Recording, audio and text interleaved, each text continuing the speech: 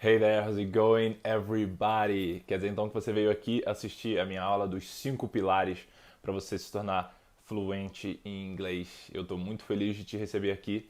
Essa aula é um pilar por si só para mim. Essa aula ela resume a minha metodologia e não só isso, ela resume todos os meus estudos, todos os insights que eu fui fazendo ao longo do tempo, tanto considerando a minha experiência para me tornar fluente em inglês, quanto os meus estudos das pessoas que para mim são as maiores referências em termos de linguística e didática de línguas, que são Cato Lomb, Stephen Krashen e todas essas pessoas que dedicaram a vida a entender esse processo, a entender essa jornada que um ser humano pode decidir fazer até se tornar fluente em uma segunda língua. E hoje a gente vai falar disso para inglês. Então vamos que vamos, eu tenho bastante conteúdo, mas você vai perceber que eu vou construir isso de forma muito simples, de forma muito acessível. E meu objetivo aqui é destruir esse misticismo em cima de aprendizado de línguas e te capacitar totalmente para você levar o seu estudo de línguas numa direção muito mais eficiente, muito mais rápida, menos desestimulante, menos frustrante, porque eu sei que isso é uma verdade para muita gente. Então, vamos cair dentro. Como essa aula vai ser um pouco mais longa, se você gosta de consumir conteúdo um pouco mais rápido, bota aí na velocidade 1.5, desde que você entenda o que eu estou falando. Tá ótimo. Vamos que vamos. Então, a primeira pergunta que eu faço aqui é: para que a linguagem foi criada? Para quê? Por que que o ser humano decidiu criar isso? Ou então, por que que isso aconteceu? Que serventia a linguagem trouxe para o ser humano? Obviamente, o ser humano acabou construindo a língua, desenvolvendo essa habilidade, essa esfera, porque comunicar mensagens era algo de extremo valor. Pensa lá na época dos homens das cavernas, vou dar um exemplo bobo aqui. Tinha uma área que você ia lá e vamos dizer que tinha bastante comida, tinha, sei lá, animais que a gente caçava, ou bastante comida onde a gente podia colher, mas ao mesmo tempo tinha tigre e dente de sabre. Então desenvolver esses conceitos, falar, cara, lá tem tigre e dente de sabre. Aos poucos a gente foi criando sons e sentidos e significados, porque obviamente a transmissão de mensagens, de pensamentos, de ideias melhorava a vida do ser humano. Então, para que a linguagem foi criada? A linguagem foi criada para que o ser humano fosse capaz de se comunicar um com o outro. Que nós fôssemos capazes de nos comunicarmos, certo? Para eu falar algo e você entender esse algo, para a gente até conseguir registrar conhecimento.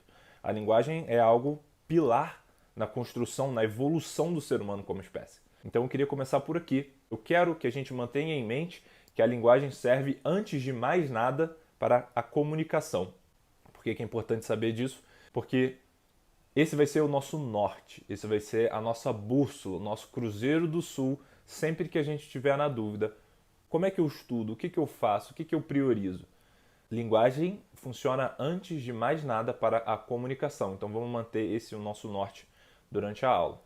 Eu gosto de pensar na língua como um veículo. O que eu quero dizer como um veículo? Assim como um veículo serve para locomoção, ele te leva de A até B, a língua funciona como um veículo de mensagens, um veículo de significados.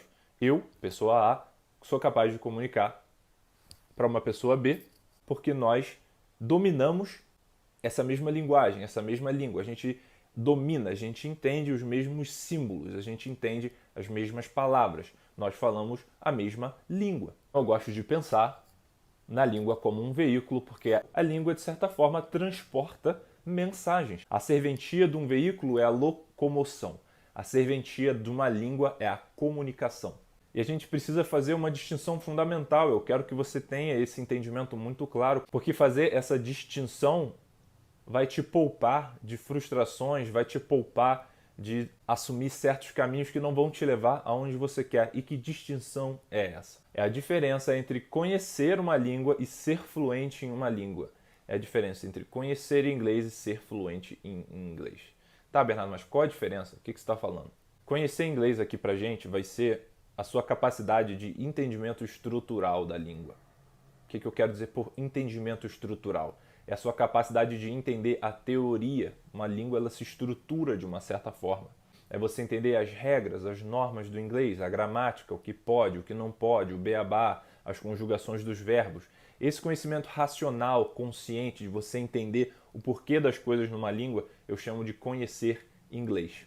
Fluência em inglês é algo que eu chamo de capacidade comunicativa. É a sua habilidade de transmitir mensagens. É a sua habilidade de compreender pessoas. É a sua habilidade de dizer exatamente o que você quer. Para pensar, né, a quantidade de sotaques e a quantidade de dialetos de uma mesma língua que existem no mundo. Fluência tem muito mais a ver com a sua habilidade de usar a língua para a comunicação do que de fato entender o porquê de todas as coisas. Então, fluência para mim é capacidade comunicativa. Melhor exemplo de construção de fluência é algo que você viveu. Se você está ouvindo esse vídeo e me entendendo, você passou por isso. Foi o processo de como nós aprendemos a falar. Como é que isso acontece, né? Geralmente acontece ali quando você tem 1 ano, você começa a reconhecer sons, você começa a imitar os seus pais ou quem quer que tenha te criado, e você começa a tentar balbuciar os primeiros sons para você se fazer entender. No início, para pensar, você não está nem muito preocupado em entender o porquê das coisas. Você só sabe que quando você fala mamá, a sua mãe aparece. Ela sabe que é com ela. Quando você fala papá, caramba, quando eu falo papá, o meu pai, olha, meu pai faz isso. Então, no início a gente nem percebe que a gente está de fato adquirindo uma língua, a gente só percebe que a gente está se comunicando. A gente percebe que as pessoas reagem de alguma forma. Mesmo que no limite seja o choro. O choro talvez seja a nossa primeira comunicação. Quando você chora, a sua mãe te atende, ela vai até você. Ou seja, aquilo serviu um propósito, comunicou a mensagem que você queria, que você precisava de assistência, que você estava se sentindo sozinho ou que você de fato queria mamar, sei lá, queria ser limpado, não sei o que. Mas isso não importa. O que importa é que, de certa forma, o nosso primeiro contato com a linguagem, ele é totalmente focado na comunicação. A gente não sabe que a gente está aprendendo uma língua. A gente sabe que ou a gente entendeu, ou a gente comunicou algo para os nossos pais. E o processo de aprender uma língua tem muito a ver com a maneira como nós somos alfabetizados. Por volta dos 4 ou 5 anos de idade, para a maioria das pessoas, elas vão para a escola, elas vão aprender o alfabeto, elas vão aprender o beabá, elas vão aprender como escrever letras, o que são letras maiúsculas, o que são letras minúsculas. Depois elas vão aprender verbos e construção de frase e tudo mais. Repara só, com 4 ou 5 anos de idade, você já adquiriu uma baita fluência na língua. Você já sabe dizer que você está com fome. Você já sabe dizer que você está com medo, que você quer a sua mãe, que você não gostou de alguma coisa que alguém fez. Você já adquiriu uma certa fluência comunicativa na língua.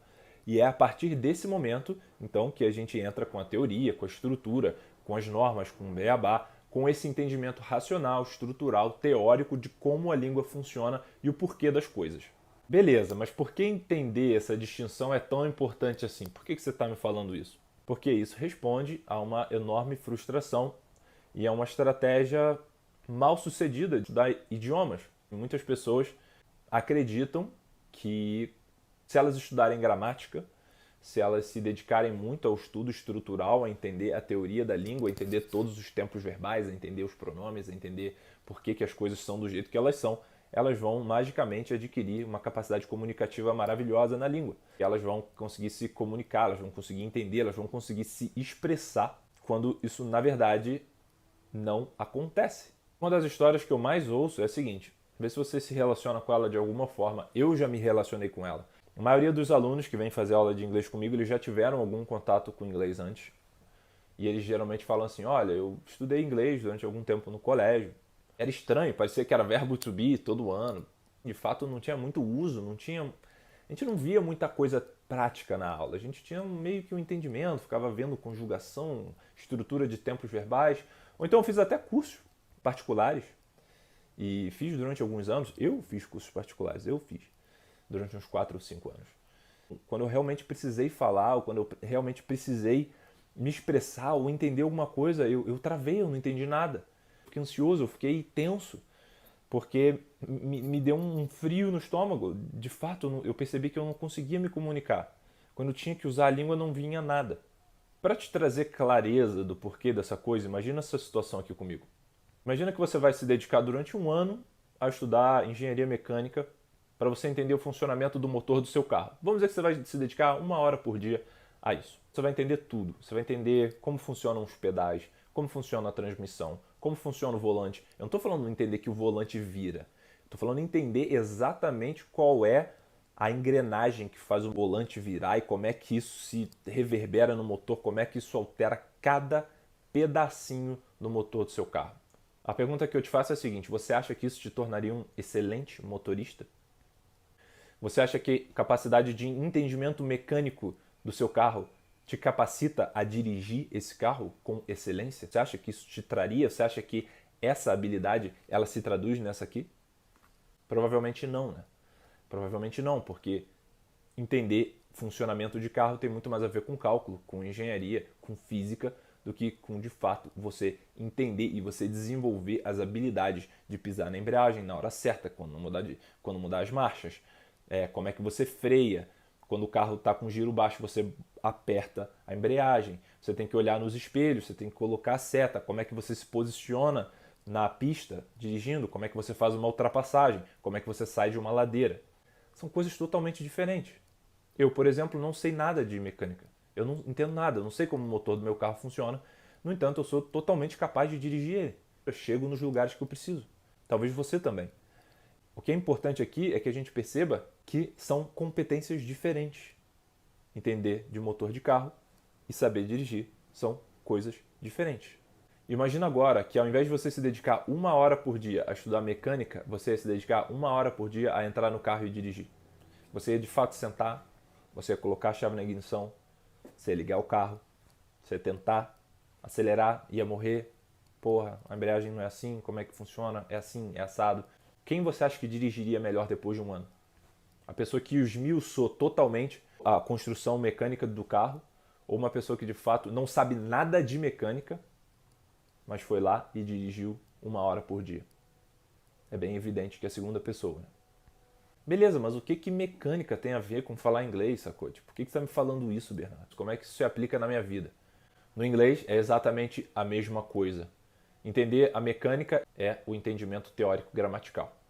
Sentar no carro para dirigir é você usar a língua para aquilo que ela foi criada, para se comunicar.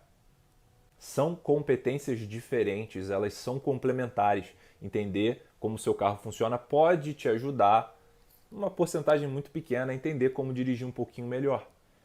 Mas são coisas diferentes no limite, não são competências totalmente transferíveis.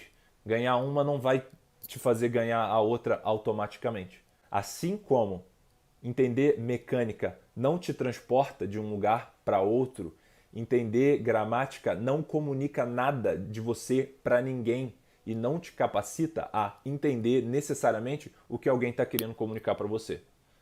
Te ajuda? Ajuda. É a mesma coisa? Não.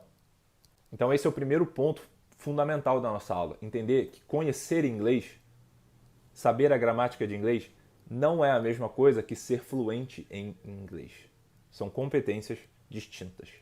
Assim como entender o funcionamento mecânico do seu carro não é a mesma coisa que saber dirigir, ser um bom motorista. Sacou? Beleza, Bel, eu entendi a diferença, mas, cara, eu vim aqui para ficar fluente em inglês. Legal, importante, mas e aí? Então é agora que eu vou te introduzir aos meus 5 pilares. Os meus 5 pilares, eles se pautam nesse entendimento muito claro de que a língua funciona para comunicação e que, na verdade, se comunicar e saber teoria linguística são coisas diferentes. Você vai perceber que esses pilares são todos complementares, eles são relacionados, um vai derivando no outro, e eles todos formam um entendimento racional necessário para que você sustente, para que você pense em práticas, em execuções que vão de fato te trazer fluência em inglês. O meu primeiro pilar, então, ele tem a ver com conteúdo compreensível. O que eu quero dizer por conteúdo compreensível? A questão é a seguinte: a gente vai adquirindo uma linguagem, a gente vai se tornando fluente numa linguagem a partir do momento que nós somos capazes de compreender mensagens nela.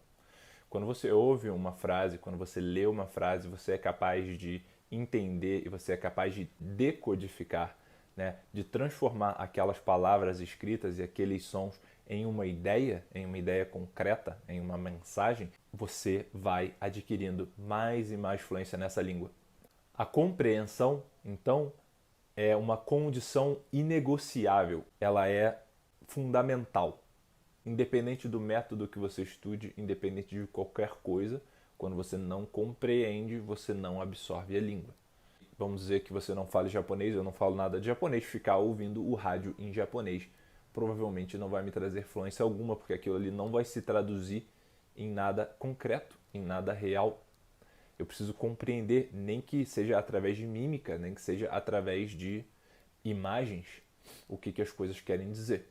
E aí a gente entra em uma das máximas super importantes foram cunhadas, que é essa meaning over form. Meaning over form. O significado está acima da forma, o significado vem antes da forma, o significado vale mais do que a forma. Quando eu digo compreensão, compreensão do quê? Do significado, da mensagem por trás das palavras, do conteúdo que está sendo expresso ali. Por que meaning over form?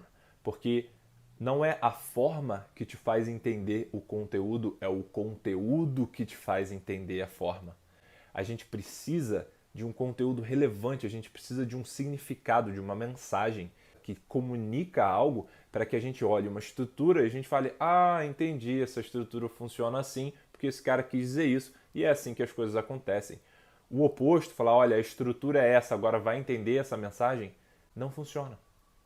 É só quando a gente é capaz de entender o significado de algo que a gente consegue trazer utilidade àquela estrutura, utilidade para aquela forma. Para deixar isso mais claro, pensa em assar um bolo. Já ouviu alguém falar assim, nossa, que vontade de comer um bolo quadrado hoje? Puta, maior vontade de comer um bolo quadradinho. Porra, delícia. Ou então, não, hoje eu quero um bolo redondo. Não, hoje o bolo tem que ser em formato de estrela. Quando você escolhe um bolo, você não escolhe o bolo pela forma que ele foi feito. Você escolhe o bolo a partir do recheio dele. Eu quero comer um bolo de chocolate. Eu quero comer um bolo de laranja. Eu quero comer um bolo de limão. Pedir um bolo em formato quadrado não faz sentido, porque o conteúdo que caracteriza o bolo é o recheio, é daquilo que ele é feito. Na língua, o que seria isso? É a mensagem comunicada. Claro, tudo bem comer um bolo de chocolate num formato de estrela, pode ser até mais maneiro. Pô, um bolo em formato de estrela. Não estou dizendo que a forma não importa. Eu estou falando que meaning over form, conteúdo antes da forma. No bolo é o quê? O recheio antes da forma, antes do formato. A forma determina? Claro que ela determina. Às vezes é legal comer um bolo num formato diferente, no formato de um carro ou sei lá o quê. Mas você concorda comigo que o recheio, aquilo que o bolo é formado, aquilo que constitui e que caracteriza o bolo, tem uma importância maior? É isso que eu estou querendo te dizer aqui. O conteúdo de uma mensagem vai ser sempre mais relevante para você que está aprendendo a língua do que ficar tentando esmiuçar a forma das coisas. A forma é determinante, ela tem a importância dela. Eu só estou querendo que a gente tenha as prioridades certas aqui. Meaning over form, beleza? Meu pilar número 1, então, é compreensão, que você compreenda, acima de tudo, a mensagem daquilo que está sendo dito. O meu pilar número 2 eu chamo de conteúdos significativos e relevantes. Por que eu coloquei esse pilar aqui? Porque existe um entendimento didático que diz que o nosso aprendizado é totalmente dependente do nosso estado de espírito. Por espírito eu não estou falando nada místico aqui, tá? Eu estou querendo dizer o seu estado emocional, o seu estado psicológico e seu lado imaterial. O seu estado de espírito, ele determina totalmente como vai ser a sua absorção de conteúdo, como vai ser o seu aprendizado, o quanto daquele material você de fato vai fixar, o quanto aquilo vai ser memorizado. Existe uma equação, é a equação do aprendizado, é óbvio que isso aqui é uma simplificação enorme, mas é só para deixar bem claro para a gente. Uma informação precisa estar associada a uma emoção para que ela se torne uma memória de longo prazo. A gente só tem memória quando uma informação está associada a uma emoção. O que eu quero dizer por emoção nesse caso? Minimamente, eu quero que você escolha conteúdos que sejam curiosos para você. Que você seja curioso ao querer decifrar esses conteúdos. Eu quero que você escolha conteúdos que de fato te acrescentem alguma coisa. Eu quero que o seu contato com o inglês ele seja minimamente instigante, se não pelo processo de aprendizado, que eu sei que às vezes é um pouco cansativo, mas pelo conteúdo, pelas mensagens, pelo que você está absorvendo. Você está lendo algo que de fato importa para você. Poderia estar em português, em russo ou em inglês. Aquela mensagem, aquele conteúdo importa. Aquele conteúdo te interessa. Aquele conteúdo, ele te pega. Quanto mais relevantes forem os conteúdos que você escolher para estudar inglês, melhor. Se lembra da sua época do colégio, então, para você ter um exemplo contrário. Cara, eu tenho certeza que tinha alguma matéria que você não curtia muito, e eu posso te dar o meu exemplo pessoal. Eu nunca gostei muito de português. Eu curtia redação porque eu gosto de escrever, sempre gostei. Eu curtia literatura porque eu adorava as histórias. Mas o português, entender como é que era? Oração, subordinada, substantiva, bababá, bababá. Cara, aquilo ali eu não estou falando que é inútil, porque nenhum conhecimento é inútil, mas aquilo ali não era relevante para mim. Aquilo ali não me despertava, aquilo ali não me... Uau, caralho, isso é maneiro, eu quero saber isso, entendeu? Aquilo não me energizava, não me aumentava a impotência de forma alguma. Então, qual era o meu estado de espírito ali? Era de desinteresse, um estado de tédio. Hoje, agora, eu não consigo nem, de fato, não lembro do que é uma oração subordinada substantiva, tem mais alguma coisa, eu não sei muito bem o que é. Eu não estou falando disso com orgulho, estou falando que é bom não saber gramática. Eu estou falando que esse caminho foi pautado em tédio, foi pautado de desinteresse. Coloca isso naquela equação, uma informação associada a um estado de desinteresse, a um estado de tédio, é a mesma coisa que uma memorização ou de fato um conteúdo de longo prazo nulo ou quase nulo. Uma informação vezes tédio é como se você estivesse multiplicando ela por zero em termos de memória, em termos de aprendizado. Qual o maior inimigo do estudante? Qual o maior inimigo do aluno? Tédio. Tédio. É chato. Porra, dane-se. Legal saber isso aqui. Tem algum valor para alguém. Para mim, não me desperta. Isso é a pior coisa que você pode ter nos seus estudos. No inglês não seria diferente. No inglês é exatamente a mesma coisa. Se você pautar os seus estudos em materiais que para você pouco importam, que pouca diferença fazem, não espere que você vai absorver, que você vai ter um aprendizado imenso daquilo. O nosso aprendizado é totalmente dependente do nosso estado de espírito. Então o que eu quero dizer com isso? Escolha materiais maneiros. Escolha materiais que importam para você, que você se interessa de fato. Eu fico impressionado porque às vezes as pessoas falam, não, eu vou ler esse texto aqui porque esse texto ele é bom para iniciante, ele é um texto bom para iniciante. Tá, esse texto fala de quê? Ah, fala da vovozinha que costura um vestido vermelho para a neta. Cara, esse vocabulário você consegue em qualquer livro, em qualquer texto, em qualquer diálogo, em qualquer artigo, em qualquer post de mídia social. Por que escolher um caminho desinteressante? Você pode construir esse mesmo vocabulário, você pode escolher outros textos de linguagem simples e acessível com conteúdos que fazem sentido para você. Eu fico impressionado. Eu resolvi me dedicar a essa parada para cortar isso, para que você não seja refém de um processo de estudo totalmente tedioso. Não só por ser chato, mas por ser ineficiente. E aí muitas pessoas me perguntam assim, pô, Bernardo, qual material você acha ideal para o meu nível? E a verdade é a seguinte, esses meus dois pilares respondem. Um material ideal, ele tem que ter duas condições inegociáveis. A primeira é que você seja capaz de compreender ele. Se não 100%, uma parcela daquilo que está sendo comunicado. Não estou falando para você entender a gramática, eu estou falando para você entender o conteúdo. E a segunda condição é que ele seja relevante, que ele desperte em você algum nível de curiosidade, que ele de fato te motive a decifrar aquele conteúdo. Você precisa dessas duas coisas no seu material. Tá bom, B, mas e a gramática? E a gramática? Porra, a gramática faz parte da língua. A gramática é importante, a gramática ela dita as regras do jogo. Sem dúvida, eu nunca te falaria que gramática não é importante. A gramática, ela dita as regras. Ela mostra o que pode, ela mostra o que não pode. Ela tem um valor imenso na linguagem. Mas para pensar. A gramática é algo universal, mas os seus interesses não. O que eu quero dizer com a gramática ser universal? A gramática está presente em literalmente todos os textos, todas as comunicações em uma língua. Se algo está dito em inglês, a gramática de inglês está presente ali. O texto da vovozinha, ou um texto de moda, ou um texto de business, ou um texto de exercício físico, alimentação, astrologia, qualquer conteúdo que de fato te desperte. Para pensar, a gramática está ali. Não existe como fugir da gramática se você está dentro da língua. Então, o que eu estou te sugerindo aqui é que na hora de você escolher os seus conteúdos, você escolha o bolo pelo gosto do bolo, pelo bolo que você gosta e não pela forma. Não escolha um bolo por ele ser quadrado, escolha um bolo porque o gosto dele te agrada. É aquilo que você quer consumir. É a mesma coisa no inglês. Claro que se você está no início, você vai precisar de linguagem simples, mas existem linguagens simples em todos os assuntos. Busque isso. Outra analogia, pense em alguém aprendendo um instrumento. Vamos dizer que uma pessoa ama bossa nova, mas ela odeia música clássica, ou então ela adora pop, mas ela não gosta de samba. Só pensa nessa situação. Eu toco violão. Um dó maior é um dó maior em qualquer estilo musical que ele esteja inserido. Dó maior é dó, mi, sol. Essas são as 3 notas que compõem um dó maior. Assim como a gramática vai ser sempre a mesma no inglês. Agora imagina aprender a tocar violão tocando o ritmo musical que você mais odeia, que você não gosta, que te desinteressa. É exatamente a mesma coisa, não precisa. Não precisa, você vai aprender um dó maior com sertanejo ou em pop. Se paute pelo interesse. Por que você vai escolher um ritmo musical, um artista que você não gosta de ouvir para aprender?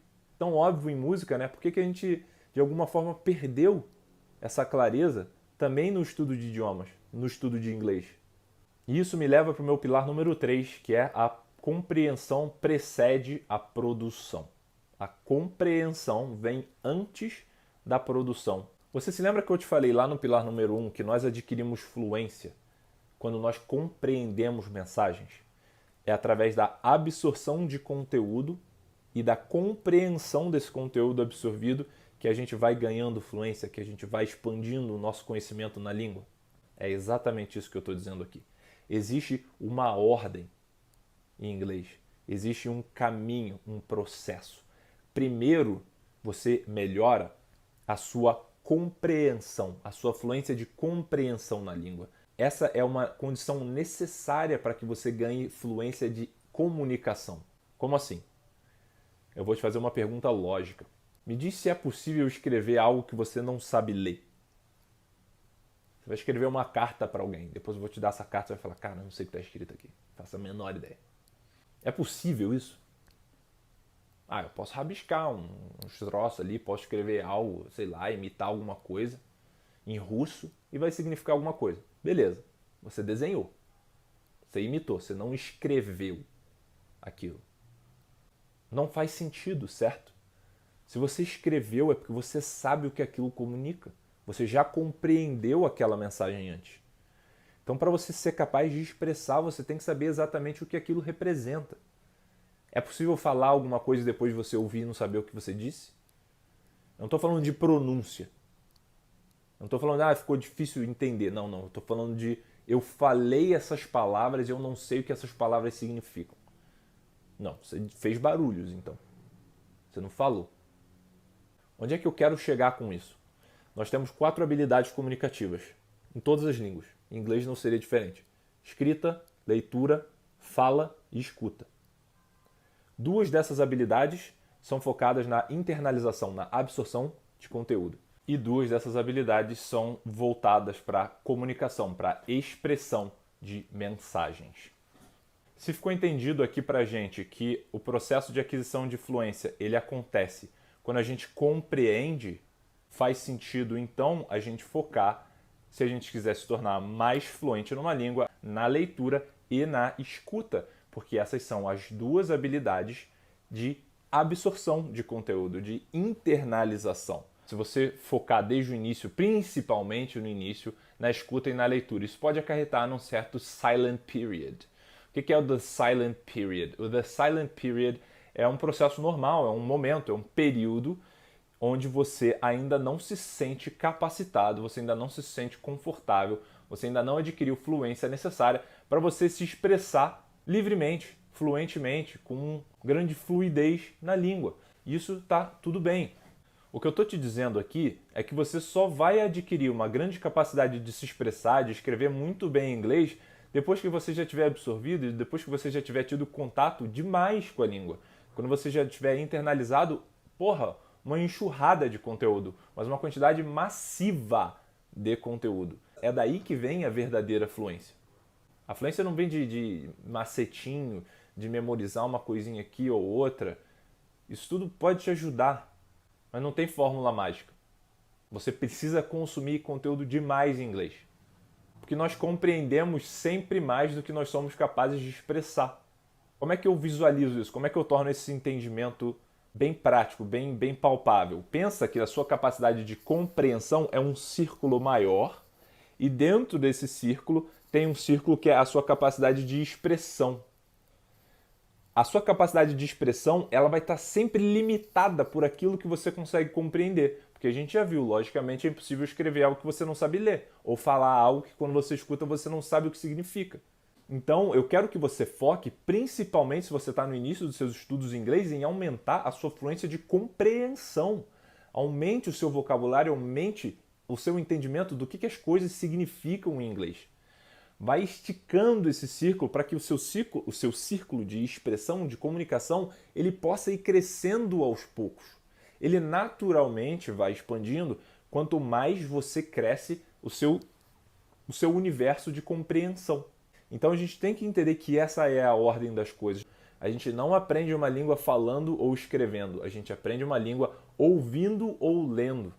Quando a gente fala, a gente simplesmente revela aquilo que, do que nós compreendemos, nós temos capacidade de expressar, nós temos capacidade de usar. A fala revela aquilo que você já absorveu. Então tenha essa prioridade, tenha esse entendimento muito claro com você. A compreensão vem sempre antes da expressão. Algumas pessoas já vieram para mim e falaram assim também, poxa, Bezão, meus amigos me chamam de Bezão, outras pessoas me chamam de B, você pode me chamar do que você quiser, Bernardo, B, Bezão. Pô, B, cara, eu tenho um problema com falar inglês, sacou? Eu tenho um problema em falar, porque eu travo, eu fico nervoso, eu não consigo dizer, eu não sai nada. Eu falo isso de forma mais carinhosa do mundo, tá? A questão é a seguinte, se você consegue falar em português, não tem nada que te impede de falar inglês. Por falar, eu não estou dizendo em pronúncia, eu não estou dizendo capacidade de articular os sons de forma perfeita, de soar como um nativo. Eu não estou falando disso. Eu estou falando da sua capacidade de você se expressar oralmente, de você dizer exatamente o que você quer, o que é importante para você, o que você sente, o que você pensa. Se você tem isso em português, não tem nada que te impeça de ter isso em inglês também. Provavelmente você ainda só não adquiriu fluência comunicativa o suficiente na língua. Eu sei que isso pode soar como um certo balde de água fria na sua cara, mas eu preciso te colocar os pés no chão. Quando você entender que você precisa ter mais contato com a língua, desenvolver mais intimidade, você se tornar mais fluente na compreensão do inglês, a sua capacidade de expressão ela vai acompanhar isso. É claro que ela tem que ser trabalhada também, mas ela vai estar sempre limitada por essa coisa. Então, às vezes as pessoas falam, não, mas eu tenho muita dificuldade de falar. Sim, é sempre mais difícil falar do que escutar. E é sempre mais difícil escrever do que ler, é óbvio. Como eu já disse antes, o ciclo de expressão ele está sempre dentro do ciclo de compreensão. As duas habilidades de comunicação são mais difíceis do que as duas habilidades de internalização. Então, faz parte do processo. Vai ser assim. Você não tem nenhum problema de fala, você não tem nenhum problema de se expressar. Se você consegue dizer o que você quer em português, por que não em inglês? Porque você provavelmente não tem o mesmo nível de compreensão e fluência em inglês que você tem em português. Mas é só isso. Não tem problema de fala, não tem nada disso, não tem esse misticismo, não tem, no inglês eu não consigo falar. Não, talvez você não saiba inglês o suficiente e tudo bem, porque você pode melhorar. Isso pode ser seu. Nada te impede de se tornar fluente em inglês, nada te impede de falar inglês tão bem quanto você fala em português, mas vai dar um trabalho. O meu pilar número 4 é o que eu chamo de estado de espírito favorável. Eu sei que eu acabei de falar algo que para algumas pessoas pode ser tipo, porra, caralho, não gostei de ouvir isso. Calma. O que eu quero dizer por estado de espírito favorável?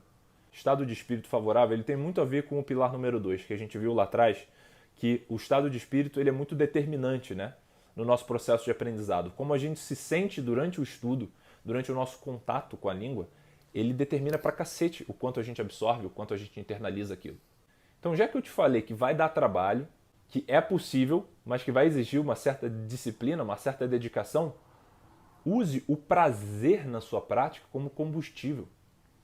Ter uma prática prazerosa não é só para isso ser bacana, não é só para você se sentir bem. Não, o prazer ele serve como fôlego. Aprender uma língua eu acho um tesão absurdo, eu acho do cacete. Eu acho maneiríssimo. Uma das minhas grandes realizações foi sim ter me tornado fluente em inglês, foi ter a oportunidade de morar fora, de trabalhar fora, de estudar fora, de ter tido uma relação amorosa com uma pessoa que não fala nada de português. Olha as portas que eu consegui abrir com isso. O prazer, pequenos prazeres, pequenas conquistas, manter isso sempre ativo, estar presente para essa postura perante os seus estudos, vai te levar muito mais longe. O que eu quero dizer? Não faça do inglês o seu chicote. Não faça do seu estudo de inglês aquele caralho, puta merda. Agora eu vou ter que fazer aqui a minha meia hora de estudo de inglês por dia. Porra, eu odeio estudar inglês. Que merda, sacou? Olha o seu estado de espírito. Porra, vou ter que lavar meu banheiro, vou ter que lavar a louça e agora eu vou ter que estudar inglês. Mais uma tarefa do meu dia, mais uma coisa que me afasta das coisas que eu gosto. Cara, você tá afadado ao fracasso. Desculpa. A disciplina sozinha, ela sempre falha no longo prazo, porque ninguém tem essa força de vontade para durar os meses necessários, quem sabe os anos necessários, para você adquirir fluência em inglês. Eu não estou aqui para te prometer fluência em inglês em 2 meses. Eu posso te dizer que em 2 meses você pode ter um avanço tremendo. Você pode melhorar, você pode evoluir muita coisa. Eu desconfiaria de quem te promete fluência em poucos meses em inglês. Dá trabalho, é um certo processo. Fluência verdadeira envolve senso de humor, envolve sarcasmo, envolve você entender as nuances da língua, envolve você se expressar com clareza. Isso exige um contato contínuo com a língua. Mas tudo bem, porque cada passo do caminho foi prazeroso. Aprender uma língua, de certa forma, é aprender a pensar de outra forma. É aprender a reorganizar os seus pensamentos em outros símbolos, em outra ordem. E você ganha muitíssimo com isso, porque tem ideias que são maravilhosamente expressas em inglês, que em português elas perdem a força delas, e o oposto. Por exemplo, em inglês não existe a palavra saudade. Uma palavra que expressa um sentimento lindo. A gente não consegue falar isso em inglês. Você fala, eu sinto falta de. Eu sinto a sua falta. Você não fala, eu sinto saudade. Não existe I feel saudade. Não existe. Então, esses ganhos, esses novos universos que você vai ganhando de expressão, eles são muito prazerosos. Mantenha isso presente em você. Se você encarar o inglês só como uma atividade que te exige disciplina, que te exige dedicação, que te exige trabalho, e que um dia você vai se tornar fluente, claro que exige trabalho, mas que esse processo envolva um nível de satisfação, não é um chicote, não é uma penitência para você ser recompensado daqui a 1 ano, daqui a 2 anos, daqui a 5 anos. Você não vai conseguir durar. Traga o prazer para o seu estudo. Traga o prazer. Porque o trabalho vai ter que ser feito, vai dar trabalho mesmo. Por que não alimentar esse trabalho com momentos prazerosos, com conteúdos relevantes, com algo que de fato esteja enriquecendo a sua vida desde o primeiro dia? Ao invés dessa promessa frustrada de se discipline, estude direito e um dia você vai conseguir falar tal, quando muito tempo se passar, quando você entender a gramática. Não, esse dia nunca chega. O prazer tem que estar na sua prática desde o dia 1. Isso é igual fazer exercício físico. Por exemplo, às vezes eu converso com pessoas, eu adoro musculação, eu gosto mesmo de malhar, eu gosto de levantar peso. Eu sei que parece uma maluquice para pessoas, eu acho aquilo extremamente prazeroso. E às vezes eu vou conversar com as pessoas, elas não entendem como eu gosto, eu também não entendo como eu gosto, eu simplesmente gosto. Às vezes eu falo, cara, você tentou procurar outra parada? Porque às vezes as pessoas falam com um certo, quase um ódio. Puta que pariu, eu tenho que ir pra academia, agora tem que... Cara, não aguento, que saco, academia é um saco, o ambiente é uma bosta, isso e aquilo. Cara, que resultado você espera tirar de longo prazo disso? Qualquer prática, ela exige consistência. Ela exige longo prazo. Sei lá, vai fazer um esporte, vai fazer jiu-jitsu, vai fazer, sei lá, pedalar, natação, não sei, surfar. Você não vai ter o resultado da academia. Mas você pode ter um outro resultado muito bom também, se manter saudável, sei lá, melhorar esteticamente e ainda assim ter um processo prazeroso, ter um processo que faça sentido para você. Eu estou te sugerindo isso aqui no inglês. É a mesma coisa. E aí a gente entra num ponto fundamental. Putz, meu Deus do céu, isso aqui é muito importante. Vamos embora. Bora, Bezão. Agora é a hora. Vamos falar direito. Vou até tirar minha jaqueta, que eu tô com calor aqui. Pera aí. Eu quero que você faça as pazes com os seus erros em inglês. Eu preciso que você faça as pazes com os seus erros em inglês. Você precisa disso. E eu vou explicar exatamente o porquê. Quando a gente está aprendendo uma parada, ter essa ambição de que você já vai sair do início acertando tudo, apesar de ser muito bacana para o nosso ego, é uma grande ilusão. Quando você está começando uma nova prática, é óbvio que vai ser difícil, é óbvio que você vai errar. Como é que você espera acertar? Exige prática. De certa forma, os seus erros te mostram aquilo que você precisa trabalhar, aquilo que você não aprendeu tão bem. Então não fique vendo os seus erros, as suas dificuldades de pronúncia, às vezes alguma estrutura em inglês que você não pegou tão bem, como algo que te diminui. Isso não te diminui em nada. Na minha opinião, você precisa de duas virtudes para você ser um bom aluno. A primeira é humildade. Humildade para entender que você está onde você está. E não dá para queimar a etapa, você vai ter que começar dali. Mas não é uma humildade insegura, hesitante, é uma humildade corajosa. Você precisa se colocar, você precisa tentar. Tente acertar. Você não precisa acertar. O seu papel como aluno, isso eu aprendi com o meu professor de piano, Rafael Vernet, grande mestre. Eu falava assim, pô, Rafael, não sei se eu vou conseguir acertar o que você está me pedindo. Ele falou, o seu papel não é acertar de primeira, o seu papel é tentar. Tente. E você vai errar. Você vai errar, eu já estou te preparando aqui, eu não estou aqui para fazer discurso motivacional. Eu estou aqui para te levar o mais rápido possível para a sua fluência. Se acostume com seus erros, porque eles estão vindo. Se tornar fluente em inglês é algo importante para você, se é uma prioridade sua, como foi para mim, errar é simplesmente parte do processo. Nada diferente disso. Se acostume, aceite seus erros, porque errar é bom. Errar é bom. Pera aí, Bernardo, mas então você está falando para eu falar errado? Você está me recomendando falar errado? Óbvio que não. Falar certo é muito melhor do que falar errado. Mas a questão é a seguinte, entre se comunicar e não falar por medo de falar errado, se comunique, se expresse, tente, se coloque em situações comunicativas no inglês. É através delas que você melhora. Eu não estou falando para você se jogar de cara, mas eu estou falando para você ter uma certa postura corajosa também. E você não atrelar a sua autoimagem, o seu ego, o fato de você cometer erros em inglês. Porque senão isso vai ser super desestimulante, vai ser desencorajador. Cara, eu errei, o que eu não peguei aqui? Ah, foi essa parada. Caralho, aprendi aqui, agora eu aprendi.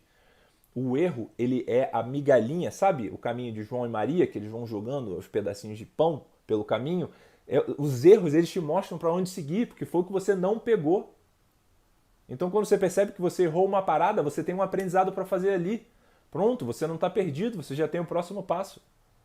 Fazer as pazes com seus erros é ótimo, errar é bom. Até quem é fluente erra. Eu me considero fluente em inglês e eu erro pra cacete. E eu trabalho com isso. Eu ensino as pessoas. Você acha que eu não vou errar em inglês? Eu erro em português. Eu fiquei fluente em inglês adulto. Eu não sou nativo. Óbvio que eu erro em inglês. Obviamente eu já estou nessa prática há muito tempo, então vai acontecer menos comigo do que vai acontecer com um iniciante, mas e daí? E aqui a gente entra num grande problema das pessoas que se focam excessivamente na gramática. Qual o problema disso? Eu chamo isso de fetiche de gramática, um fetiche de perfeição linguística.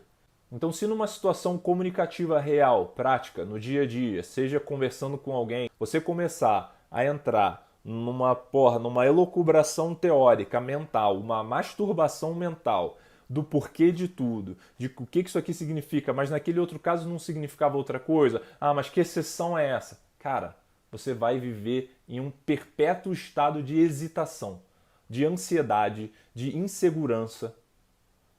Comunicação em primeiro lugar. Quando você usa a gramática como um filtro na hora de você se comunicar para verificar se está tudo certo ou não, cara, você vai gerar nada além do que uma grande hesitação nas suas comunicações.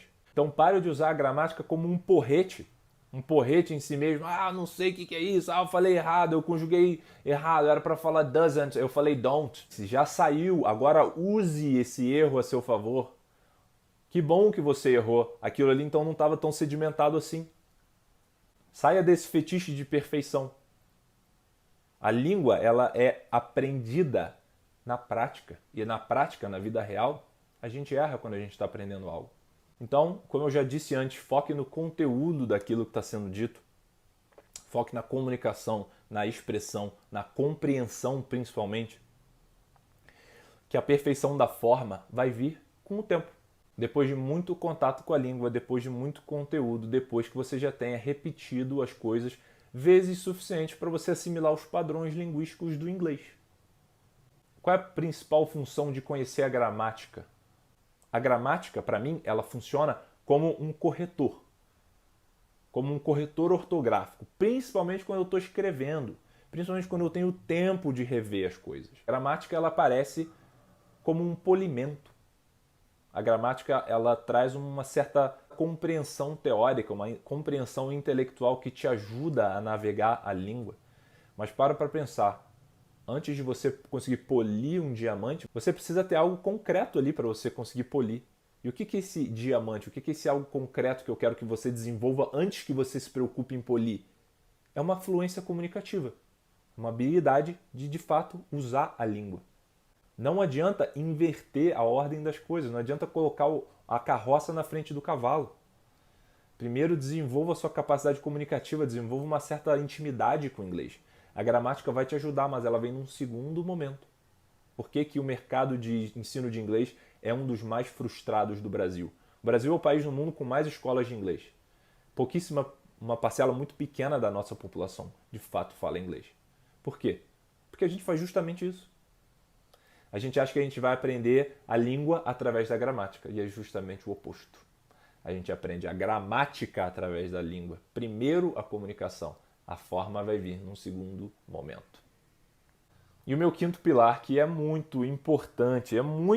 Talvez esse pilar, se você não entender nada dos outros, sacou? Se você não quiser ouvir nada, e se você fizer esse quinto pilar, você vai melhorar demais em inglês. Sacou? Por mais que você nem saiba o porquê. Por mais que você esteja fazendo algo certo pelos motivos errados, você ainda vai ter bons resultados. Então eu quero que você faça do inglês parte da sua vida. Eu quero que o inglês seja de fato algo que faz parte do seu dia a dia, que ele esteja nas suas horas, que ele esteja na sua biografia. O meu pilar número 5 é um call to action. Ele é um chamado para ação. Seja proativo nesse processo. O que eu quero dizer com ser proativo? Eu sei que essa é uma palavra usada aí pra caramba, já é meio clichê. Mas a questão é a seguinte, a fluência em inglês é algo seu. Eu dou aula de inglês e eu posso te falar com toda a sinceridade do mundo. Ninguém fica fluente só com aula. O professor te dá o caminho das pedras. Ele te ajuda a enxergar os padrões. Ele consegue perceber em você aquilo que você ainda não viu. Então é óbvio que você, vai mais rápido. Mas a questão é a seguinte, alguma hora você vai ter que abrir mão. Você vai ter que soltar a mão do professor. Você vai ter que começar a caminhar com os seus próprios passos. Você vai ter que entender que a língua está ali para você. Você vai ter que desenvolver essa intimidade. Então, quais são os meus alunos que têm mais resultado? Poxa, são aqueles que estão mais motivados no estudo. Por quê? Porque eles fazem um pouquinho a mais. Sacou? Para eles não é um grande custo.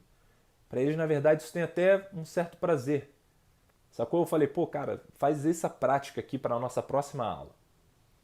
Ele faz ela e mais um pouco. Não porque ele é um guerreiro da disciplina, mas porque de fato ele entendeu que esse é o processo. Ele desenvolveu uma certa proatividade ali. Ele já não se importa mais tanto com os erros. Sacou? Ele já está pelo aprendizado, ele já está pelo processo. Então eu gostaria que você desenvolvesse isso. Eu quero que você de fato crie uma atmosfera de inglês ao seu redor. Se mantenha sempre consumindo conteúdos em inglês. Tem tantas possibilidades hoje em dia. Ninguém precisa mais morar fora para ter contatos com a língua o tempo inteiro. Pensa o seguinte, a sua macro-atmosfera é em português. Você mora no Brasil. Quer dizer, não necessariamente. Mas a maioria das pessoas que me ouvem moram no Brasil. Mas quando você ouve uma música, você pode ouvir essa música em inglês. Quando você lê alguma coisa no seu Instagram, você pode ler ela em inglês. Quando você busca um artigo, quando você assiste um filme, Quando você lê um livro, você pode escolher construir uma micro-atmosfera em inglês para você. A tecnologia joga muito a nosso favor para quem quer aprender uma língua. Essa noção também de que só quem mora fora vai se tornar fluente em inglês, não necessariamente. Eu já viajei para os Estados Unidos há uns anos atrás e eu conheci pessoas que estavam morando lá há 15 anos e não falavam quase nada de inglês. Por quê? Porque elas moravam dentro da comunidade delas, elas trabalhavam com pessoas que falavam na língua delas, elas criaram uma redoma da própria língua delas. Ou seja, elas não iam aprender. Elas de fato não se comunicam bem em inglês e estão lá há 15 anos. Morar fora não é uma condição inegociável, uma condição totalmente necessária para você aprender uma língua. Você pode aprender uma língua no Brasil, sim. Claro que morar fora é sensacional, porque você não tem para onde correr. Se bem que esses caras tiveram para onde correr.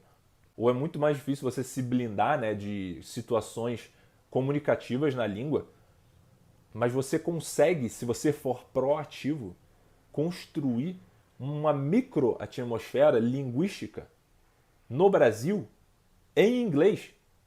Eu pratico grande parte do meu inglês hoje em dia, sim. O exemplo do cara que vai morar fora e não aprende inglês é justamente o oposto.